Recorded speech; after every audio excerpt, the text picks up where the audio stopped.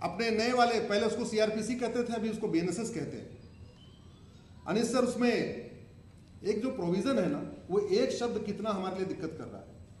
उसमें शब्द यूज किया है, no court shall take cognizance.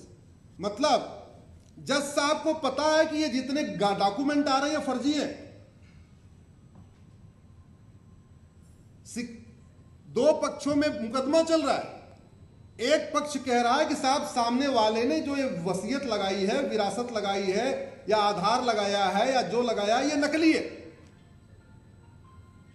जज साहब को भी समझ में आ गया है नकली है,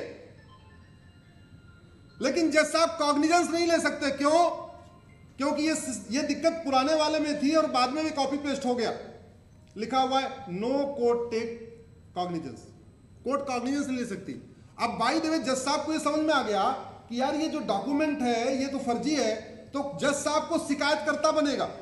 वो खुद उनको शिकायत करनी पड़ेगी, उनको खुद शिकायतकर्ता बनना पड़ेगा।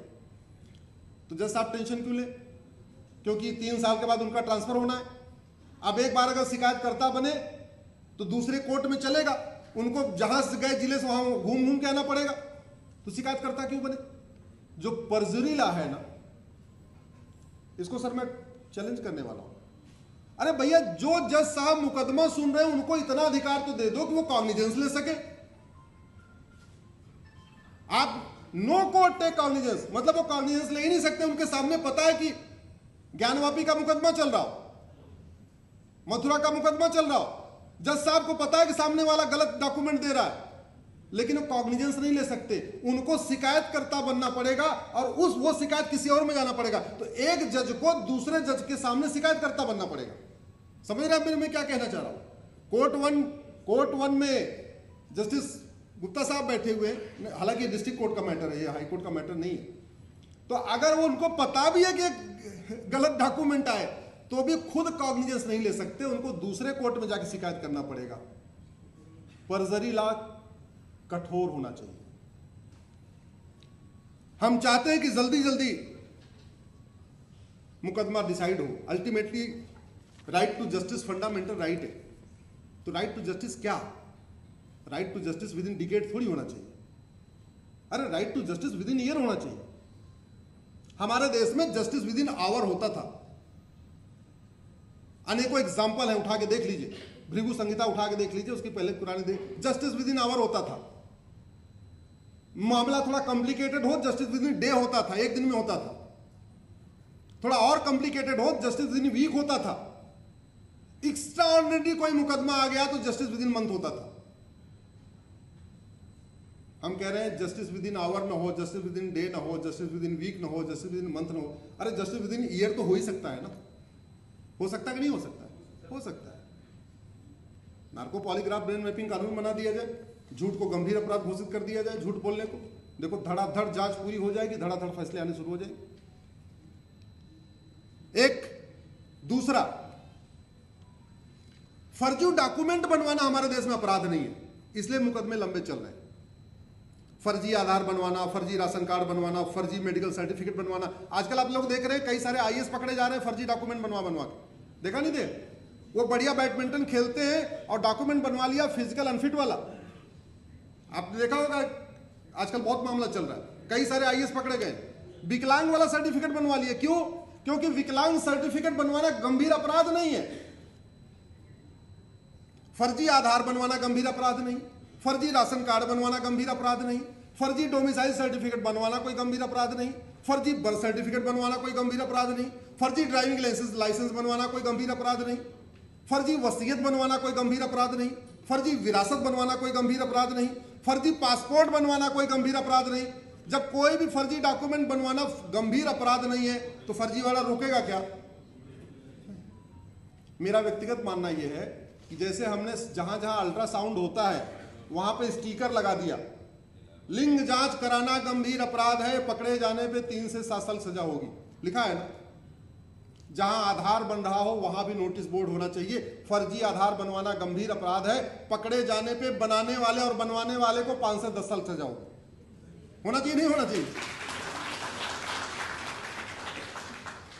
भाई पब्लिक अवेयरनेस कैसे आएगी? जहां आरटीओ ऑफिस में लिख दीजिए फर्जी फर्जी डीएल बनवाना गंभीर अपराध है, पकड़े जाने पे 5 से 10 साल सजा होगी।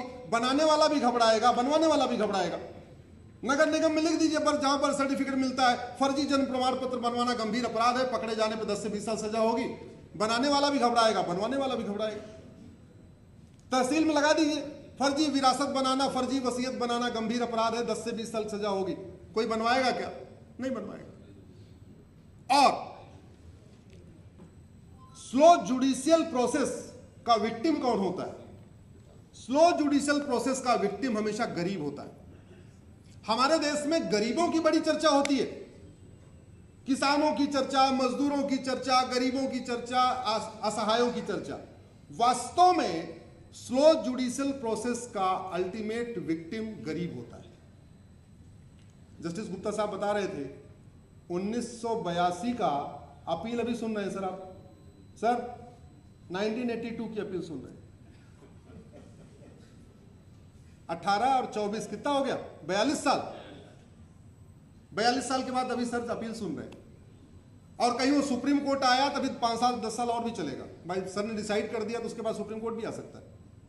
आप जरा सोचिए, गांव में गरीबों की जमीन पे दबंग इसलिए कब्जा करता है क्योंकि उसको, और कहता भी है चैलेंज करके कि मैं तेरा खेत जोत रहा हूं, तुझे हिम्मत है तो चला जा, तू कोर्ट चला जा। चुनौती देके बोलता है। क्यों? उसको पता है कि मैं इसका खेत जोतूंगा, अगले 40-50 साल तक जोतूंगा, इसको अपने खेत से छुड़वाने में इसको 40-50 साल लग जाएगा। इसलिए मेरा मानना है शुरुआत हो गई है, इसको आगे बढ़ाना चाहिए। भारत में जस्टिस विद इन ईयर की जरूरत है। जस्टिस विद इन ईयर हो जाएगा, भ्रष्टाचार भी कम होगा, अपराध भी कम होगा। जस्टिस विद इन ईयर हो जाएगा, अराजकता भी कम होगी। जस्टिस विद इन ईयर हो जाएगा, अवैध निर्माण भी रुकेगा। जस्टिस विद इन ईयर हो जाएगा, मिलावटखोरी भी रुकेगी, जिसकी वजह से लाखों लोग परेशान हो रहे हैं। दिल्ली वालों का तो एक सर्वे आया था, हम लोगों की 10 साल उम्र कम हो चुकी है मिलावटखोरी के चक्कर में। जस्टिस विद इन ईयर आएगा, राष्ट्र विरोधियों के अंदर खौफ पैदा होगा, खौफ पैदा होगा। जस्टिस विद इन ईयर आएगा, गरीबों का कॉन्फिडेंस बढ़ेगा। जस्टिस विद इन ईयर आएगा, ईमानदारों के लिए इज्जत के साथ रहना आसान हो जाएगा, बेईमानों के लिए जीना मुश्किल हो जाएगा। मैं एक एग्जांपल देता हूं, भारत में एक सहारा स्कैम हुआ, सहारा चिट फंड स्कैम हुआ। 16 लाख लोगों का उन्होंने पैसा लिया, 16 लाख लोगों का पैसा सहारा स्कीम में गया, 16 साल की सजा नहीं हुई। थाईलैंड में एक व्यक्ति ने चिटफंड कंपनी खोली और 16,000 लोगों का पैसा लेके गया था, 1,40,000 साल सजा हुई है। कितनी सजा? 1 लाख। ऐसी सजा होती है। खौफ पैदा करने के लिए आदमी जिंदा नहीं रहता। आप लोग गूगल करिएगा, सारे आप छात्र हैं, आप गूगल करिएगा longest sentences in the world, फिर आपको पता चलेगा कि अभी कुछ दिन पहले टर्की में एक व्यक्ति ने एसएमएस भेजा और जैसे क्लिक किया उसका अकाउंट हैक हो गया, 340 साल सजा हुई। दोबारा कोई टर्की में हिम्मत करेगा फर्जी एसएमएस भेजने का और अकाउंट हैक करने का? नहीं। अमेरिका में आप देखिएगा साइबर फ्रॉड, इलेक्ट्रॉनिक फ्रॉड पे 900 ईयर की सजा हुई है। 900 साल। जिंदा नहीं रहेगा लेकिन साल फिर भी रहेगा। क्यों? खौफ पैदा करने के लिए, जिससे लोगों को पता रहे कि यार इस आदमी ने इतना लंबा क्राइम किया कि 900 साल सजा हो गई, इस आदमी ने इतना क्राइम किया कि इसको 50 साल सजा हो गई। आपको बहुत सारे एग्जांपल मिलेंगे अगर आप गूगल करेंगे longest sentences in the world. बहुत सारे लोग यूएस वगैरह में, सिंगापुर में, जहां मर्डर और रेप में 800 साल सजा हुई है, 1200 साल सजा हुई है, 2000 साल सजा हुई। उन्होंने हमारे सठे साठम समाचार सिद्धांत को अपना लिया, हमारे भय बिन होए न प्रीत सिद्धांत को अपना लिया, इसीलिए वो डेवलप कर गए, इसीलिए वहाँ थोड़ी अराजकता कम है, इसीलिए थोड़ा वहाँ पर उन्माद कम है। हमारे यहाँ चूंकि मानवाधिकार के नाम पे हमने कानूनों को कठोर नहीं बनाया, इसलिए अराजकता है, उन्माद है। आप लोगों ने बहुत सारे भी वक्ता हमारे पीछे बोलने वाले हैं, हम तो टेस्ट मैच के खिलाड़ी हैं, हम तो